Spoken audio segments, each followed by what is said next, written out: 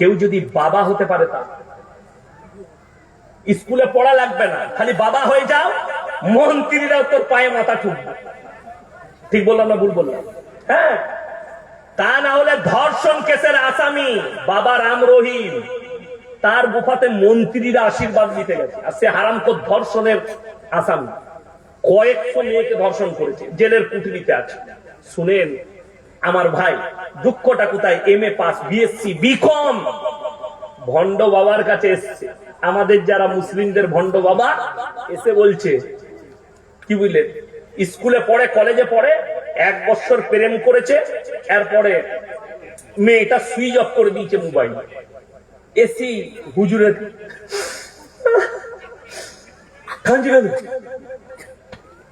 পড়েছে 5 বছর, কি হলো? আমি শিপালিকে খুব ভালোবাসতাম, সুইচ অফ করে দিয়েছি। হুজুর কোনো লাইন নাই, তাবিজ মেরে সুইচ খুলে দিবেন? তাবিজে মোবাইলে সুইচ খুলবে? বলে হ্যাঁ খুলে যাবে। হুজুর বলছে 5001 টাকা লাগবে, 1 সপ্তাহের মধ্যে মোবাইলের সুইচ খুলে যাবে। আমাদের তাবিজে মোবাইলের যদি সুইচ খুলতো, হারামখোর মোবাইলের 7 টাওয়ার গুলি উড়িয়ে দিত তাবিজ মেরে। তোরা যা পাপ করছিস, কথা বুঝতে পারিস? ই দেখলে যখন হুজুর যখন মোবাইলের সুইচ খুলতে পারবে তাবিজ মেরে, তাহলে আরো একটু কিছু বলি। তারপরে বলছে হুজুর আর একটা কথা ছিল, বলছে বল। বলছে আপনি কি তাবিজ করে মেয়েটা এনে দিতে পারবেন? বললে 20,001 টাকা লাগবে, ওটা 40 দিনে আসবে। লাইনটা আরো ক্লিয়ার হলো, মেয়ে আমার কাছে চলে আসবে।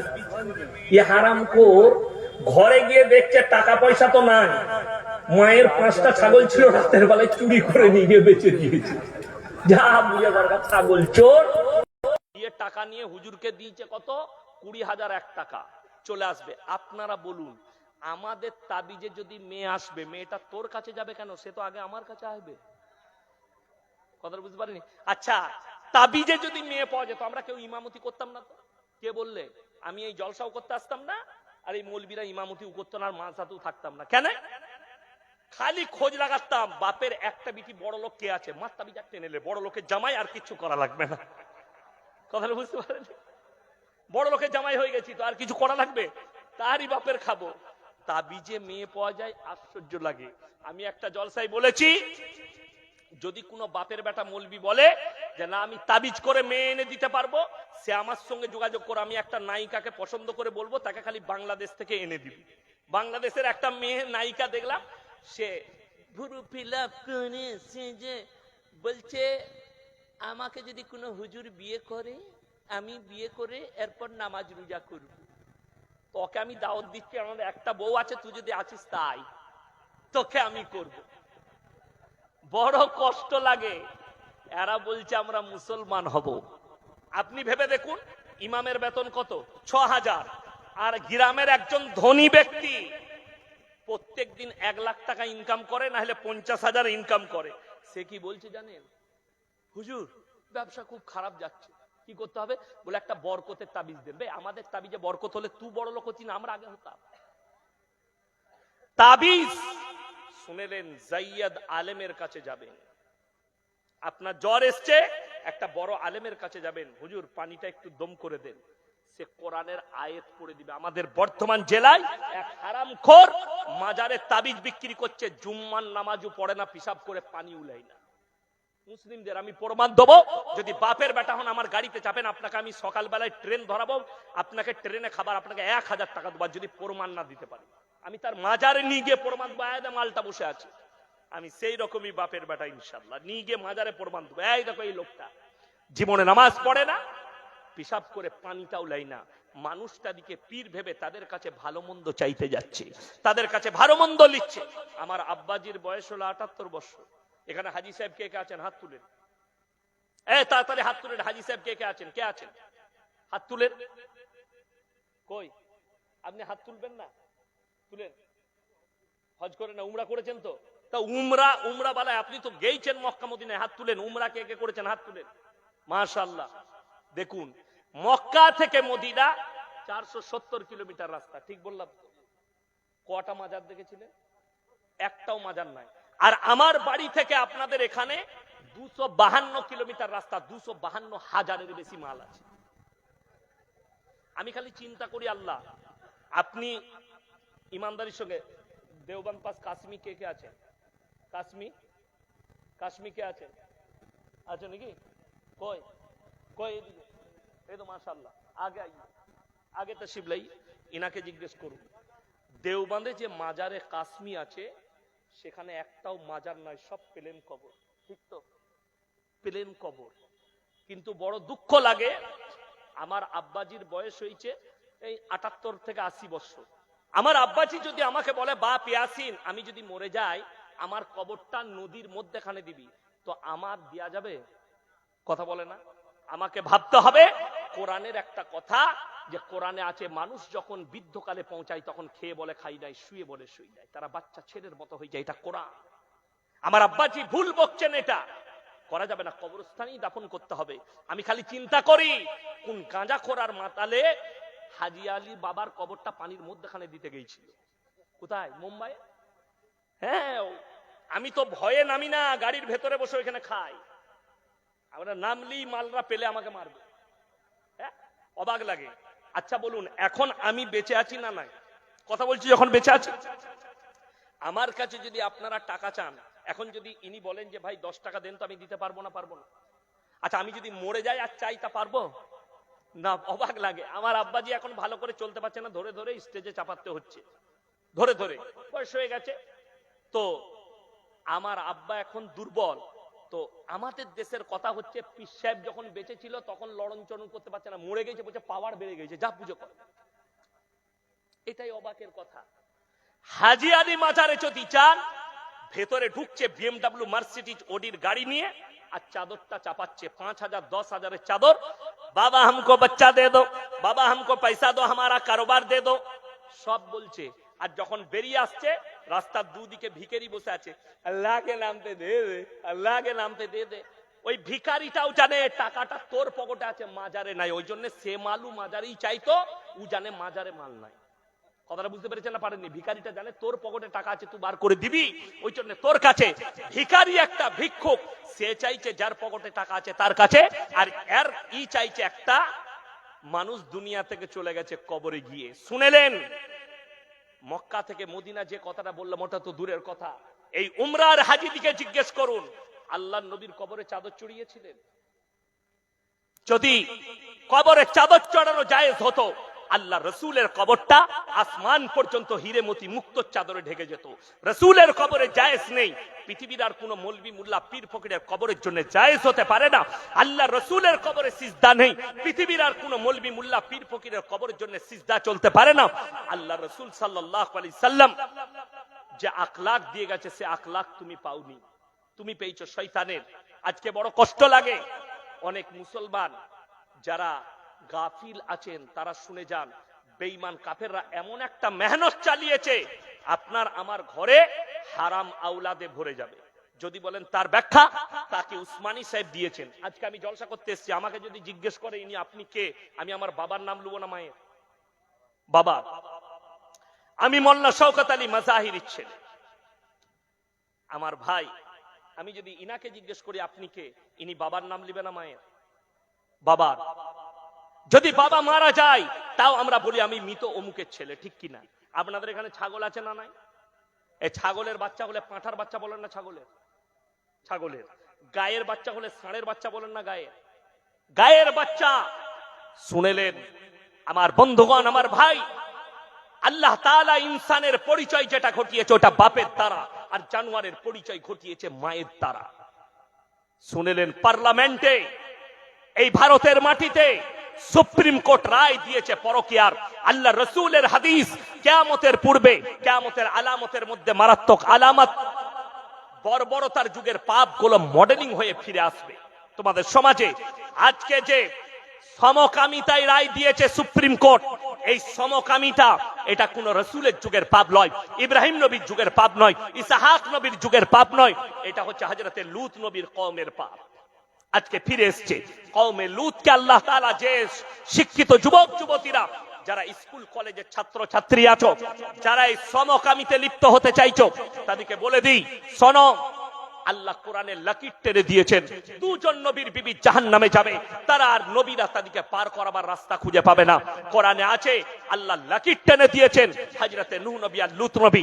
যারা শিক্ষিত স্কুল কলেজ পড়ুয়া আছো, তারা পৃথিবীর ম্যাপটা খুলে দেখবেন, যাদের বাড়িতে পৃথিবীর ম্যাপ আছে, একটা সাগরের নাম বৈজ্ঞানিকরা রেখেছে মরা সাগর, যেখানে আল্লাহ তাআলা হযরতে লূত নবীর কওমকে রুটির মতো পাল্টিয়েছিলেন। সেখানে একটা পুরা পোকামাকড় কীট পতঙ্গ জন্মায় না, মাছ তো অনেক দূরের কথা, তার ধারে পাশে যায় না। এই সাগরটার নাম হচ্ছে উপসাগর, মানে সাগরটা জন্মগত লয়, আল্লাহ তাদেরকে পাল্টিয়েছিলেন বলে সাগরটা তৈরি হয়েছে। লূত নবীর কওমকে তিনার বিবি জাহান্নামে যাবে। হে আমার বন্ধুগণ, হে আমার ভাই, তার বিবি জাহান্নামে যাবে। হযরতে নূহ নবীর বিবি জাহান্নামে যাবে। আমার যে মা বোনেরা শুনছেন, তাদেরকে অনুরোধ করে বলে যাচ্ছি, এই দুজন নবীর বিবির মারাত্মক তিনটে অপরাধ। নাম্বার 1, আল্লাহকে অবিশ্বাস করা। নাম্বার 2, তার নবীকে অবিশ্বাস করা। আর নাম্বার 3 হচ্ছে সবথেকে বড় অপরাধ, নিজের স্বামীর অবাধ্যতা করা। কিয়ামতের পূর্বে রাসূলের হাদিস, পুরুষরা বিবির গোলামি করতে লাগবে, স্বামীর অবাধ্যতা করবে। এখন তো বেশিরভাগ মহিলা পাড়া ঘুরতে যাক, বন্ধুর ঘরে যাক, বাজারে যাক, স্বামীর কাছে পারমিশন লাই না, লাই কথা বলে না। কাঁথিতে গিয়ে ফোন করছে, কোথায় আছিস তুই? এই তো কাঁথি বাজারে এসেছি। বলে আমাকে বলে গেলেন, তোকে আবার বলতে হবে নাকি? আমি বাজার করে দরকার, আমি চলে এসেছি। এই মহিলা খুব তাড়াতাড়ি জাহান্নামে যাবে। স্বামীর কথা ছাড়া পর্দা করা ফরজ না ফরজ নয়? ফরজ। আপনারা জলসা দিয়েছেন, আমার আগে যিনি বায়ান করছিলেন, আমি বায়ান করলাম দোয়া করব, দোয়া হবে, এতগুলো আলেম হাত তুলবে, এতগুলো নামাজি হাত তুলবে, আমি বলছি দোয়া কবুল হবে না। তার কারণ ইসলামী শরীয়তে মেলা হারাম। আপনারা জলসাও করেছেন, মেলাও বসিয়েছেন, অর্ধেক যুবতী মেয়ে ওখানে।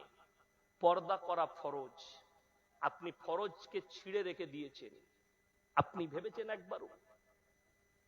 এখানে কত লোক বসে আছে, 1000 হবেন, 2000, আমি দাওয়াত দিয়ে যাচ্ছি 2026 সালে, এখনো ডেট করতে পারিনি আমার মাদ্রাসার জলসা।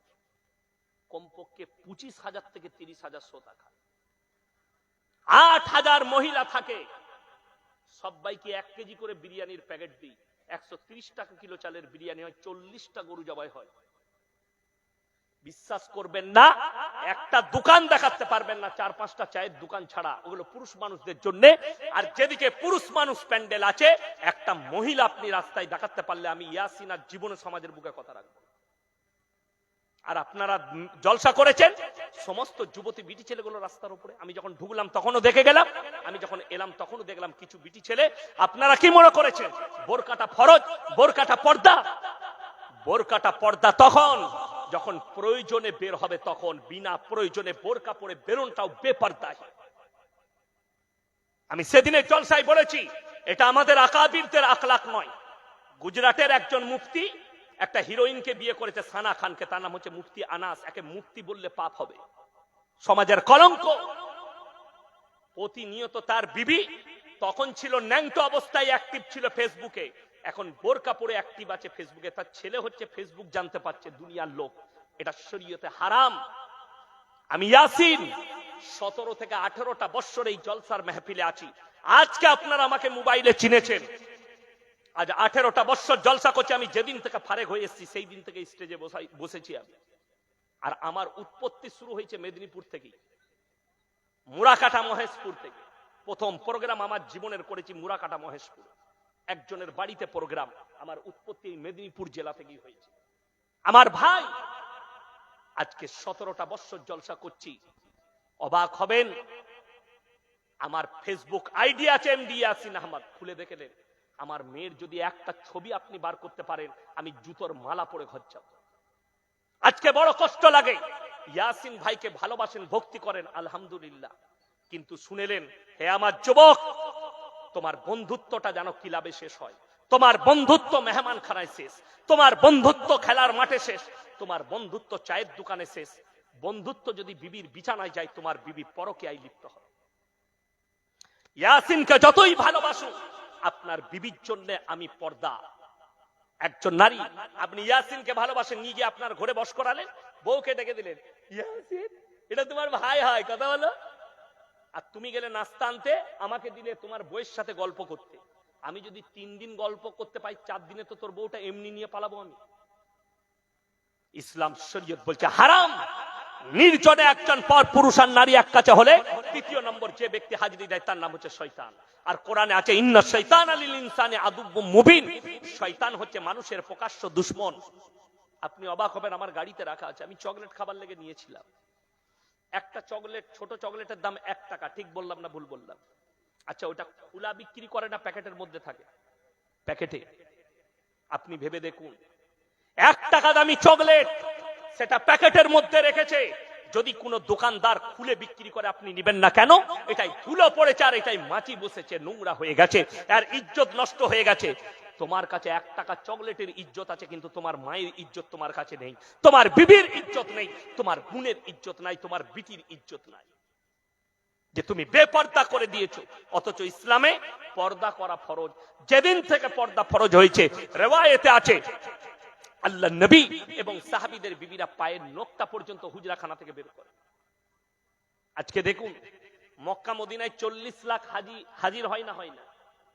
কোনদিন একটা লোকও মারা যায় না, নম্র বিনয়ী রাখা হয়। খুব দুঃখের ঘটনা, উত্তরপ্রদেশে কুম্ভ মেলায় সরকার বলছে 30 জন মারা গেছে। কতজন মারা গেছে আল্লাহ ছাড়া কেউ জানে না। এটা দুঃখ। কত পরিবার শেষ হয়ে গেল, পদপিষ্ট হয়ে গেল। সরকার নাকাম তাদেরকে সুরক্ষা দিতে। আজকে গদি মিডিয়ারা উঠে পড়ে লেগেছে এটাকে ঢাকার লেগে। প্রশাসনের গাফলতিটা দেখেনি। এই আরামবাগ টিভি প্রতিনিয়ত পশ্চিম বাংলা পুলিশকে তোপ দাগছে। জেনে রেখে দেবেন, ও আমাকে বলেছে এই মৌলবিটা টিএমসি টিকিট নিতে চাইছে। আমি চোর নয়, আর আমি চোর হতেও চাই না। আর এই আরামবাগ টিভি শফিকুল, তুমি তো বিজেপির টিকিট নিতে চাইছো। আমি কি জানি না তুমি কার গোলামি করছো? তোমার গলায় কে পাট্টিটা ঢেলেছে? একে কুত্তা বানিয়ে ছেড়ে দিয়েছে একটা দল, তার কুত্তাগিরি করছে। আমার ভাই, আপনাদেরকে অনুরোধ করে যাচ্ছি, নিজের বিবিদিকে পর্দায় রাখবেন। জোরে বলুন ইনশাআল্লাহ। বাচ্চা মেয়েকে পর্দা করে স্কুলে পাঠান, হিজাবটা পরিয়ে। আমরা এমন একটা দেশে বাস করছি, আজকে দুঃখ লাগে, একটা মেয়ে হিজাব পরে আর বোরকা পরে স্কুলে গেলে তাকে কোর্টে কেস লড়তে হয়। অথচ এয়ারপোর্টে আর রাস্তায় ন্যাংটো ঘুরে বেড়ালে তাদেরকে বাহবা দেওয়া হয়। হয় না? হয় না? আমার ভাই, আপনাদেরকে অনুরোধ করে যাচ্ছি, প্রত্যেকটা ভাইকে হাত তুলে বলুন তো, আমরা সবাই 5 ওয়াক্তের নামাজ হব। জোরে বলুন ইনশাআল্লাহ। ইনশাআল্লাহ, ইনশাআল্লাহ। সামনে রমজান আসছে, 30টা রোজা সবাই রাখবেন। জোরে বলুন ইনশাআল্লাহ। সব থেকে গুরুত্বর কথা বলে দিই, আলেম উলামারা আছে। দেখুন, যারা মাদ্রাসার আলেম উলামার উপর আর তালবিলিমদের উপরে যাদের খারাপ ধারণা আছে, তাদেরকে একটা কথা অনুরোধ করে যায়, টিভির সম্প্রচারটা খুলবেন। এই কাঁথি থানায় মেদিনীপুরে বড় বড় মাদ্রাসা আছে, আছে না? নাই? একটা মাদ্রাসার বাথরুম থেকে যদি কেউ বার করে দেখাতে পারেন যে একটা নিরোদের প্যাকেট, কন্ডোমের, একটা সেক্সের ট্যাবলেটের পাতা, একটা মদের বোতল যদি দেখাতে পারেন, আমি ইয়াসিন আর মেদিনীপুর জেলায় কোনোদিন কথা রাখবো না। কিন্তু অবাক লাগে, যারা আমাদেরকে গালি দিচ্ছে, আমাদের তালবিলিমকে যারা খারাপ বলছে, যারা আমাদেরকে মাদ্রাসা ছাপ বলছে। কলকাতা যাদবপুর বিশ্ববিদ্যালয়ের হোস্টেলে একটা ছেলে আত্মহত্যা করেছিল, র্যাগিং করা হয়েছে। তারপরে মিডিয়াওয়ালারা বলছে, নিউজ 18 বাংলা, এবিপি আনন্দ, এরা খবর সম্প্রচার করেছে, যাদবপুর বিশ্ববিদ্যালয়ের হোস্টেলের পায়খানা বাথরুম থেকে নিরোদের প্যাকেট পাওয়া গেছে, কন্ডোমের প্যাকেট, সেক্সের ট্যাবলেটের পাতা, মদের বোতল, সিগারেটের প্যাকেট পাওয়া গেছে। আল্লাহর কৃপায় আমরা আমাদের তালবিলিম দিকে শিক্ষা যেটা দিই, ওটা হচ্ছে ওয়ালা তাকরাবুজ জিনা ইন্নাহু কানা ফাহিশা ওয়া সাআ সাবিলা। ব্যভিচার করা তো দূরের কথা, যে রাস্তায় ব্যভিচার হয় সে রাস্তার ধারে পাশে যাতায়াত করে। যারা আমাদেরকে খারাপ বলছো, এই মাদ্রাসার বরকত, রাসূলের বরকত, কোরআনের বরকত, দাড়ি টুপির বরকত, আলেম উলামার বরকতটা শুনে নাও। যারা বলছেন, যারা ফুটানি করছেন, আজকে যে তবলিগটা পেয়েছো এই উলামার বরকতে পেয়েছো। এটা মাথায় রাখবেন প্রত্যেকটা আমার সাথী ভাই। এই ভারতবর্ষের हिंदुस्तान के जितने भी मुबल्लिग हो, ये याद रखना, अगर तुम्हें तबलीग मिला तो मदरसा से मिला, अगर तबलीग मिला तो मदरसा से मिला। मौलाना साद साहब भी मदरसा से पढ़े हुए हैं, मौलाना इलियास साहब रहमतुल्लाह अलैह वो भी हैं, वो भी मदरसा में पढ़ा हुआ है। আমি বলে দিচ্ছি আপনাদেরকে একটা কথা মাথায় রাখবেন, আপনারা হিন্দুস্তানের মাটিতে আমি চ্যালেঞ্জ দিয়ে গেলাম, ছেড়ে দেন হিন্দুস্তান নিয়ে যাব না, গোটা পশ্চিম বাংলায় একটাও মুসলমানদের বৃদ্ধাশ্রম আছে? জোরে একবার বলুন নারায়ে তাকবীর। নারায়ে তাকবীর, নারায়ে তাকবীর। আমার ভাই,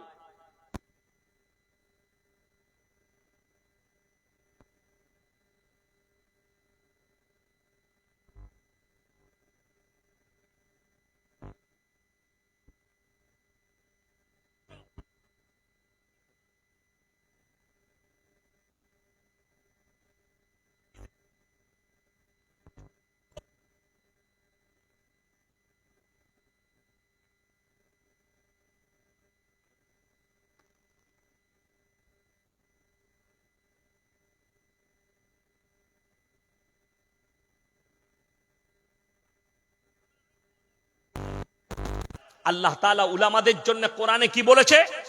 সবাই আলেমদিকে শ্রদ্ধা করব, জোরে বলুন ইনশাআল্লাহ। ইনশাআল্লাহ। কোরআনে আছে ইন্নামা ইয়াখশাল্লাহ মিন ইবাদিহিল উলামা। আমার নবী আর পয়গম্বরের পরে যদি আমাকে সবথেকে কেউ বেশি ভয় করে তারা হচ্ছে উলামা সম্প্রদায়। দেখুন আমাকে খুব সুন্দর, আমি এটা ভুলেই গিয়েছিলাম, আপনারা শুনেছেন, শুনতে পাচ্ছেন, জোরপূর্বক নিজেদের গুন্ডাগিরি দেখিয়ে পার্লামেন্টে ওয়াকফ বিল পাস করিয়েছে এই মোদী সরকার। আমরা এর তীব্র নিন্দা জানাচ্ছি, জোরে বলুন ইনশাআল্লাহ। আপনাদের আওয়াজ হলো না। এ গরুর গোশ খাও না, গরু গোশ, এরা গরু খায় না নাকি? জোরে বলুন ইনশাআল্লাহ। এইখান থেকে আওয়াজ দেন যেন পার্লামেন্টে যায়। আর আমি প্রত্যেকটা মুসলমানকে বলছি, তোমাদের দায়িত্ব, আমাদের আলেম উলামারা যখন ডাক দেবে নিজেদের সমস্ত কাজ ফেলে দিয়ে ওখানে হাজিরি দিবেন, জোরে বলুন ইনশাআল্লাহ। আমরা দরকার পড়ে কলকাতা নয় গোটা দেশকে অচল করব, আমরা এই ওয়াকফ বিল মানছি না, মানব না, জোরে বলুন ইনশাআল্লাহ। ইনশাআল্লাহ। তোমরা যতই গুন্ডাগর্দি দেখাও, সংবিধান ভেঙে দেওয়া হয়েছে, ভারতের সংবিধানকে টুকরো টুকরো করে দিয়েছে মোদী সরকার, আমাদের দিলকে টুকরো টুকরো করে দিয়েছে। জেনে রেখে দিবে, যদি মনে করো গায়ের জোর দিয়ে মুসলিমদের উপরে বুলডোজার চালাবো, যখন আল্লাহর বুলডোজার চলবে তুমি তখন পালাবার পথ পাবে না। বেশক আল্লাহর বুলডোজার চলবে, আল্লাহর উপরে আমরা ভরসা রাখি। আমেরিকার উপরে যেমন আল্লাহর বুলডোজার চলেছে, তুমি যদি মুসলমানের উপরে অত্যাচার করো, আল্লাহর বুলডোজার যেন তোমার উপরেও চলে যায়। তুমি এটা ভাবো না। এই ভারতবর্ষের শিক্ষিত হিন্দু মুসলিম সকল ভাইকে বলছি, প্রত্যেকটা ধর্মের মানুষের নিজস্ব অধিকার আছে, আর এই সম্পত্তি আমাদের বাপতি সম্পত্তি, এটা সরকারের বাপের না। এই শফিকুল এইরকম কটা দালাল বেরিয়েছে মুসলিমদের, এদিকে মুসলমান ভাববেন না। আজকে বড় কষ্ট লাগে, একটা টুপিওয়ালাকে বলছে সন্ত্রাসবাদী, তার কাছে যদি একটা ছোট বন্দুক পাইতা। আজকে বেলডাঙ্গায় যে বোর্ড লাগানো হয়েছিল আল্লাহকে গালি দেওয়া, সেই বোর্ডটা যে লাগিয়েছিল তার নাম হচ্ছে সায়ন হালদার। কোন মাদ্রাসায় পড়াশোনা করেছে জানেন? কল্যাণী বিশ্ববিদ্যালয়ে। এই জঙ্গিটা তৈরি হয়েছে কল্যাণী বিশ্ববিদ্যালয়। 1 মাস আগে মুর্শিদাবাদের সুতি থানায় রেল লাইনের ওপরে বোমা রাখতে গিয়ে 2 জন ধরা পড়েছে, তার মধ্যে একজন, দুজনাই হচ্ছে দাসদের ছেলে। এই হারামখোর শফিকুলের হিম্মত নাই ওর বাপের এদের নামে সম্প্রচার করে। কেন? ই তো বিজেপির কাছে বিক্রি হওয়া মাল, এর গলায় তো কুত্তার পাট্টাটা পরিয়ে দিয়েছে। আমার কাছে হোয়াটসঅ্যাপ চ্যাট আছে, ওই চ্যাটেতে লেখা আছে বীরভূমের একটা ছেলে আমাকে পাঠিয়েছে যে আমি শফিকুলকে পাঠিয়েছি, আপনি এটা খবর করলেন না? বলছে পেপারে উঠেছে তো। হারামখোর, তুমি যে বিক্রি হওয়া মাল এটা পশ্চিম বাংলার মুসলমান জেনে গেছে। আর আমি দোয়া করব আমাদের দেশে ব্যারিস্টার আসাদুদ্দিন ওয়াসির আল্লাহ হায়াতে বরকত দেখ, বলুন আমি। তিনি মারাত্মক মেহনত করছেন এবং এটার জন্য তাকে সে একা পার্লামেন্টে লড়াই করছে। আমি বলবো हिंदुस्तान के जितने भी संसद हो, पार्लियामेंट के अंदर मुसलमान अगर इसके खिलाफ किसी ने हाथ नहीं उठाया तो क़यामत के दिन तुम बड़े पकड़े जाओगे। अल्लाह तुम्हें कठिन पकड़ाओ करबे। पार्लियामेंटेर मेंबर यूसुफ पठान मुर्शिदाबाद থেকে তোমাকে আওয়াজ তুলতে হবে পার্লামেন্টে দাঁড়িয়ে। আরো যতজন আছো পার্লামেন্টের মেম্বার, আমি সেদিনে দেখলাম কাশ্মীরের একজন পার্লামেন্টের মেম্বার, মেয়ে ছেলেটার নামটা যদিও জানি না, খুব সুন্দর বক্তব্য দিয়েছেন। তিনি গায়ে উড়না দিয়ে মাথায় কাপড় দিয়ে আছে। এটাতে অনেক জনের গায়ে জ্বালা ধরেছে। কার? গোবরখোর আর মুতখোর। কষ্ট লাগে। আমাকে একটা ছেলে প্রশ্ন করছে, হুজুর আপনার বয়ান শুনি আলহামদুলিল্লাহ, বলে আমি একটা প্রশ্ন করব, করো। উত্তর দিতে পারবেন? আমি চেষ্টা করব। মূর্খ শুনকো লোক, পারবো, বলো। বলছে হুজুর আমি অমুসলিমদের ছেলে, কিন্তু আপনার বয়ান শুনি ভালো লাগে। আমার প্রশ্ন হচ্ছে আপনারা গায়ের দুধ খান? এমনও খাই। মায়েরও দুধ খেয়েছি, গায়েরও দুধ খাই। বলে আপনারা গায়ের গোশত খান? আমরা খাই। বলে তাহলে মায়ের গোশত তো খান না কেন? আমি শালা দারুণ কথা বলেছে। আমি বললাম আমি উত্তর দেবো? বলে দেন। আমি বললাম কিন্তু গাল দিবি না। বলে না না গাল দিব না। আমরা কেটে পালাবি না। বললে না। আমি বললাম তুমি গোবর খাও? বলে হ্যাঁ। মুত খাও গায়ের? বলে হ্যাঁ। আমি তো মায়ের গু আর মুত খায় না কেন? কথাটা বুঝতে পারেননি?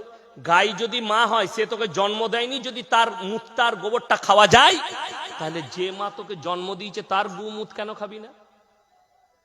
তারপরে আমাকে মা বোন তুলে গাল। আমি বললাম আমি বুঝতে পারলাম তুই নিতে পারবি না, আমার মাল সবাই নিতে পারে না।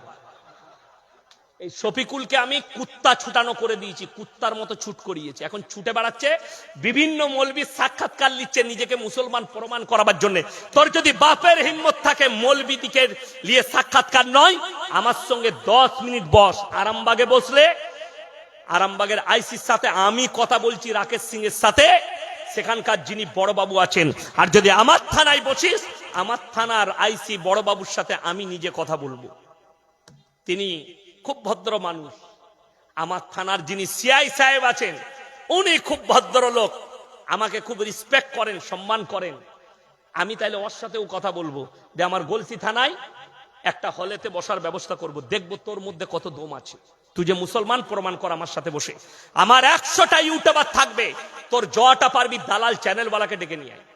আমি 10 মিনিট সময় নেব না, 10 মিনিটের ভেতরে প্রমাণ করে দিয়ে বেরিয়ে চলে আসবো ইনশাআল্লাহ। জোরে বলুন না সুবহানাল্লাহ। এটা আমার যোগ্যতা আছে আল্লাহর কৃপায়। আপনারা সকলে আমার জন্য দোয়া রাখবেন, জোরে বলুন ইনশাআল্লাহ। আলেমদের জন্য দোয়া করুন। আমাকে আজকে একজন আমার বন্ধু মানুষ আসানসোল থেকে ফোন করে বলছে, হুজুর আপনি যা বক্তব্য দিচ্ছেন অ্যারেস্ট হবেন। আমি বললাম আপনারা আছেন, আমাকে ছাড়াবেন। কথাটা বুঝতে পারেন? শুনেলেন, আমাকে যদি কেউ অ্যারেস্ট করে কেস দিয়ে, আমি ধর্ষণ কেসের আসামি নয় যে লজ্জা পাবো।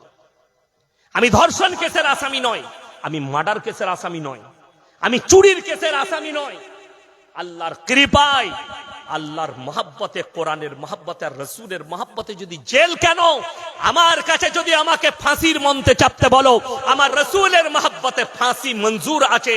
কিন্তু ইসলামের বিরুদ্ধে বলে তোমার জুবানটা ছিঁড়ে নেবার ক্ষমতা ইনশাআল্লাহ আমার আছে। তুমি কি ভাবছো? বলে বেরিয়ে যাবে। আমি কিন্তু কাঁচা মাল নয় শফিকুল, আমি অনেক পাকা মাল। আজকে আমি 3 দিনকার ভাইরাল বক্তা নয়। আমি আজকে 18 বছর এই ময়দানে আছি, তবে আজকে পেকে পেকে এত পেকেছি। তুমি জেনে রেখে দিবে, তোমাকে এক ধাক্কায় উড়িয়ে দেবো। তুমি খালি আমার সামনে বসে দেখাও। তোমার বাপের হিম্মত নাই আমার সামনে বসি।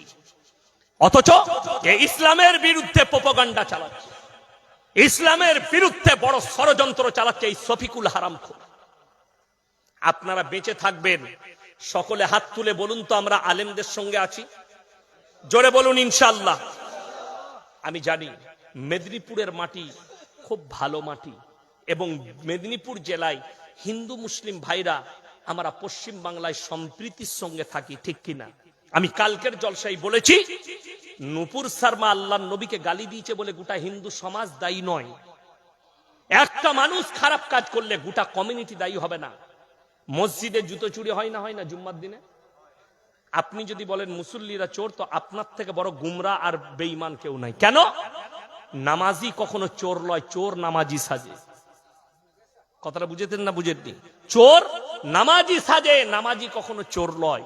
আমার ভাই আলেম উলামারা বুঝতে পারছেন কিয়ামতের আলামত গুলো আস্তে আস্তে ফুটে উঠছে, আমরা অনুভব করছি। সাবধান হয়ে যান, আপনাকে মারাত্মক 3টে প্ল্যাটফর্ম পেরুতে হবে। নাম্বার 1 কবর। আর এই দুনিয়াটা কি? আল্লাহ কোরআনে বলে দিয়েছেন, আমাল হায়াতুদ দুনিয়া ইল্লা মাতাউল গুরুর। এই দুনিয়া তোমাদের জন্য সম্পূর্ণ ধোঁকা।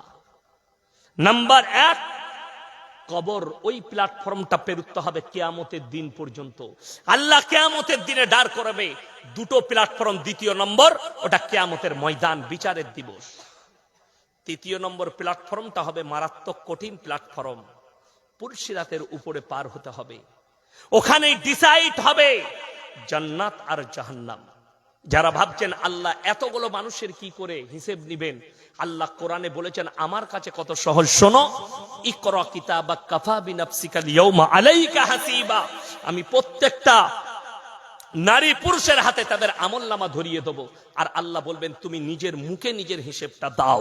কোরআনে অপর জায়গায় আছে, আমি আল্লাহ রাব্বুল আলামিন কিছু নেমক হারামের জুবানগুলো সিলাই করে দেব। সূরা ইয়াসিন, আল ইয়াউমা নাখতিমু আলা আফওয়াহিহিম ওয়া তুকাল্লিবুনা আইদিহিম ওয়া তাশহাদু আরজুলুহুম বিমা কানু ইয়াকসিবুন। আমি তাদের জুবানগুলো সিলাই করে দেব, তাদের হাত কথা বলবে, তাদের অঙ্গ প্রত্যঙ্গকে কথা বলার যোগ্যতা দান করব। তোমাকে কথা বলতে দেওয়া হবে না, তোমার সব পাপ প্রকাশ পেয়ে যাবে। আমি দোয়া করব সমস্ত উলামায়ে দ্বীনদের জন্য, আকাবিরদের জন্য, এবং বেঈমান কাফের যারা ইসলামকে মিটাতে চাইছে, আল্লাহ তাদের তকদিরে যদি ঈমান লেখা থাকে ঈমান দাও, তা না হলে তাদেরকে নিস্তে নাবুদ করে দাও। বলুন আমিন। আল্লাহ তাদেরকে মিটিয়ে দাও। যারা ইসলামকে মিটাতে চাইছে, যদি তাদের তকদিরে ঈমান লেখা থাকে, তুমি ঈমান দান করো। খাস করে দোয়া করব ব্যারিস্টার আসাদউদ্দিন ওয়াসির আওয়াজকে আরো বুলন্দ করো। আল্লাহ তিনাকে কামিয়াবি দান করো। এইরকম মুসলমানদের আরো 10টা ব্যারিস্টার আসাদউদ্দিন ওয়াসিকে পার্লামেন্টে আল্লাহ তুমি দাঁড় করিয়ে দাও। বলুন আমিন। আমিন। এইসব মানুষের প্রয়োজন। আমি মন থেকে মহব্বত করি, শুধু উনাকে নয়, যারা এই জাতির জন্য কথা বলে, যারা এই সমাজের জন্য কথা বলে, যারা জাতিভেদ করে না, যারা হিন্দু মুসলিম জৈন খ্রিস্টান ইহুদি নাসারা সকলের জন্য বলে।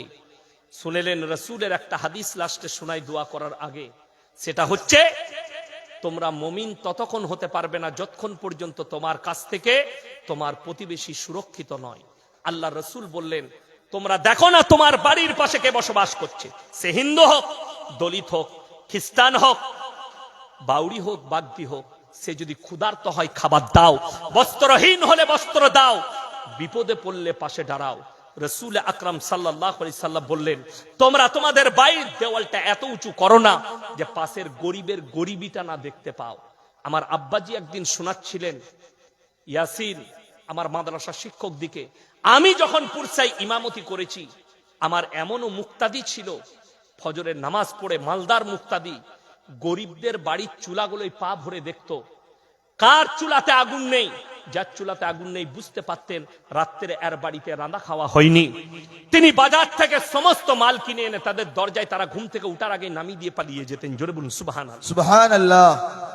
আর আজকে আমরা এমন তৈরি হয়েছি, নামানো তো দূরের কথা, যদি ওর ঘরের মাল থাকে ওটা নিয়েও পালিয়ে যাবো। ঠিক বললাম না?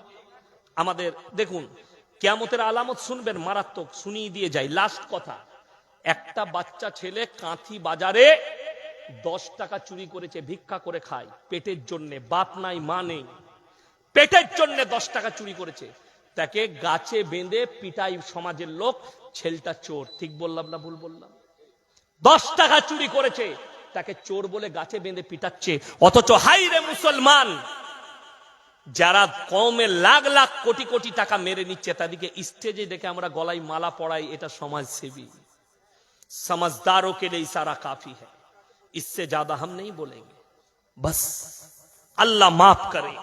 যারা কওমের 1 টাকা খাবেন, যারা মনে করছেন আমি মসজিদের সেক্রেটারি, আমি দারুণ ব্যাপার, যারা মনে করছেন মাদ্রাসার সেক্রেটারি, দারুণ ব্যাপার, যারা মনে করছেন আমি গ্রামের নেতা হয়েছি, দারুণ ব্যাপার, তুমি যদি এতটুকু আমানতের খেয়ানত করো, কিয়ামতের দিন আল্লাহ দাঁড় করিয়ে দিবে তোমাকে, তুমি রেহাই পাবে না। কওমের যদি সরকার দিচ্ছে 1,40,000 টাকা ঘর করতে, তুমি আগে থেকে গরিবকে বলছো 10,000 টাকা আমাদেরকে দিয়ে দিবি, অন্যায় ভাবে যদি ওই 10,000 টাকা নিয়ে থাকো, আমার আল্লাহ তোমাকে রেহাই দিবে না, তোমাকে এটার প্রতিশোধ তোমাকে শোধ করতেই হবে কিয়ামতের দিনে। হযরতে উমরে ফারুক রাদিয়াল্লাহু তাআলা আনহু বাইতুল মাল থেকে বেতন পেতেন। 1 মাস সংসার চলেছে, কিছু মাল বেঁচে গেছে। বিবি বললেন, হে আমার স্বামী, কিছু মাল বেঁচে গেছে, সামনে মাসে কাজে লাগবে। হযরতে উমর ধমক দিলেন, এই মালটা আমার নয়, এটা বেশি মাল আমার কাছে চলে এসছে, এটা কওমের মাল। ওই মালটা নিয়ে গিয়ে বাইতুল মালে ফেরত দিলেন। সমস্ত সাহাবীদের চোখ দিয়ে পানি পড়ল।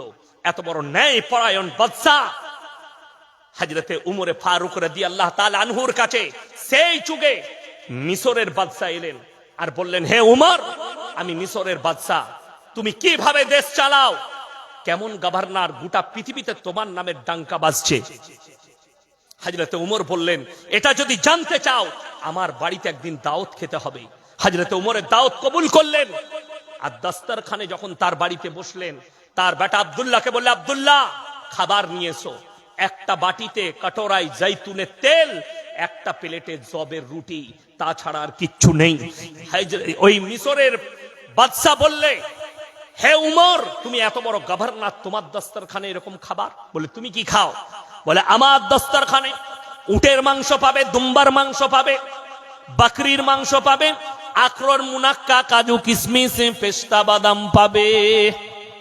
হযরতে উমর বললেন, হে মিশরের বাদশা, তোমার প্রজারাও কি এটা খায়? বলে, আমি কোনোদিন খোঁজ লই না। হযরতে উমর বললেন, আমি ফজরের নামাজ পড়ে আমার যারা সৈন্য আছে আমি তাদেরকে পাঠিয়ে দিই, সাহাবীদিকে, প্রত্যেকটা এলাকায় খোঁজ লাও আজকে কার বাড়িতে কি খাবার হয়েছে। আমার শহরে সব থেকে বেশি লোকের বাড়িতে জৈতুনের তেল আর রুটি, আমার প্রজারা জৈতুনের তেল আর রুটি খাবে। আমি ভালো মন্দ খেয়ে আমার আল্লাহকে কি করে জবাব দেব? জোরে বলুন সুবহানাল্লাহ। কি সুবহানাল্লাহ। তিনার ছেলে অন্যায় করেছে, তিনাকে বাঁধতে ভয় খাচ্ছে সাহাবীরা। হযরতে উমর বললেন, আমার সন্তানকে বাঁধো, যেটা বিচার হবে সেটা ফাইসালা করে তাকে শাস্তি দাও। এটা আমার সন্তান বলে ছেড়ে দাও না, এর থেকেও বড় পাপ করবে। আজকে শাস্তি দাও। আজকে যদি নেতার বেটা ধর্ষণ করে রেহাই পেয়ে যায়, মন্ত্রীর বেটা ধর্ষণ করলে রেহাই পেয়ে যায়, বড় কষ্ট এটাই লাগে। আমার ভাই, হযরতে উমর দেখিয়েছেন দেশ কিভাবে চালাতে হয়। দিল্লির পার্লামেন্টে দাঁড়িয়ে দিল্লির মুখ্যমন্ত্রী অরবিন্দ কেজরিওয়াল दाड़िए बोले, हिंदुस्तान के जितने भी नेता हैं और मंत्री हैं, अगर सब लोग हजरत उमर की तरह अपना जिंदगी गुजार करे तो हिंदुस्तान में एक गरीब भी गरीब नहीं रहेंगे। जोरे बोलुन सुभान अल्लाह। सुभान अल्लाह, सुभान अल्लाह। এটা আমাদের মৌলবীদের কথা নয়, দিল্লির মুখ্যমন্ত্রী অরবিন্দ কেজরিওয়াল পার্লামেন্টে দাঁড়িয়ে বলেছেন। আমাদের অবাক লাগে, ভারতবর্ষে যদি 700টা সংসদ থাকে, 350টা সংসদের নামে ক্রিমিনাল কেস, ধর্ষণ কেস আছে, আসামি তারা, অথচ তারাই দেশের নেতা। আমি বললে খারাপ, আপনারা আমার জন্য দোয়া রাখবেন, আমি আপনাদের জন্য দোয়া রাখি। হায়াত বাকি, মুলাকাত বাকি। আপনারা দোয়া রাখুন, আবার আল্লাহ কোনদিন হায়াতে দিলে মুলাকাত হবে। সবাই দরুদ শরীফ পড়ুন। আল্লাহুম্মা সাল্লি আলা মুহাম্মাদ ওয়া আলা আলি মুহাম্মাদ কামা সাল্লাইতা আলা ইব্রাহিম ওয়া আলা আলি ইব্রাহিম ইন্নাকা হামিদুম মাজিদ। আল্লাহুম্মা বারিক আলা মুহাম্মাদ ওয়া আলা আলি মুহাম্মাদ কামা বারাকতা আলা ইব্রাহিম ওয়া আলা আলি ইব্রাহিম ইন্নাকা হামিদুম মাজিদ। ربنا آتنا في الدنيا حسنة وفي الآخرة حسنة وقنا عذاب النار. ربنا لا تزغ قلوبنا بعد إذ هديتنا وهب لنا من لدنك رحمة ইন্নাকা আনতাল ওয়াহ্হাব রব্বানা ইগফির লানা ওয়া লিইখওয়ানিল্লাযীনা সাবাকুনা বিল ঈমান ওয়া লা তাজআল ফী কুলুবিনা গিল্লাল লিল্লাযীনা আমানু রব্বানা ইন্নাকা রাউফুর রহিম। ইয়া আল্লাহ, আমরা গুনাহগার, খাতাকার, বদকার, সিয়াকার, গুনাহকে মাফ করে দাও, খাতাকে দরগুজার করে দাও। আমাদের সকলকে তুমি পরেজগার, মুত্তাকি, দিনদার বানিয়ে দাও। তোমার দিনের প্রতি পরিচালিত করে দাও। আমরা অসহায় আর দুর্বল, ভিখারির মতো হাত দুটো তুলে ধরেছি, তুমি আমাদের হাতকে ফিরিয়ে দিও না। ওগো আল্লাহ, আজকের এই মজমায় যে সমস্ত ভাইয়েরা, মায়েরা, বোনেরা আমরা হাত তুলেছি, হাত তোলার পূর্বে বিগত জীবনের সমস্ত সাগীরা কবীরা, জাহিরি বাতিনি, দিনের দিবালয়, রাতের অন্ধকারে জেনে অজেনে যত পাপ করেছি সব তুমি ক্ষমা করে দাও। আমাদের পূর্বপুরুষ যারা দুনিয়া থেকে চলে গেছে, তাদের কবরের দিকে জান্নাতুল ফিরদৌসের দরজা খুলে দাও। ওগো আল্লাহ, আমরা যখন যাব কালমার সঙ্গে খাতমা নসিব করো। কিয়ামতের ময়দানকে আসান করে দিও। তোমার রাসূলের হাতে হাউজে কাউসার তুমি দান করো। যে ভাইয়েরা মেহনত করে আজকে জলসা দিয়েছে, আল্লাহ তুমি তাদের সকলের জানে মালে, ইজ্জতে, কারবারে, ব্যবসা বাণিজ্যে, রুজি রোজগারে বরকত দাও। আল্লাহ তুমি তাদের হায়াতে বরকত দাও। আল্লাহ, যেভাবে চললে তুমি রাজি খুশি হবে সেইভাবে আমাদেরকে পরিচালিত করে নাও। আল্লাহ, যেভাবে চললে তুমি রাজি হবে সেইভাবে চালাও। আল্লাহ, ফিতনার ফিতনা থেকে, হাসিদিনে হাসাদ থেকে তুমি হিফাজত করো। আল্লাহ, যারা দিন ইসলামকে মিটা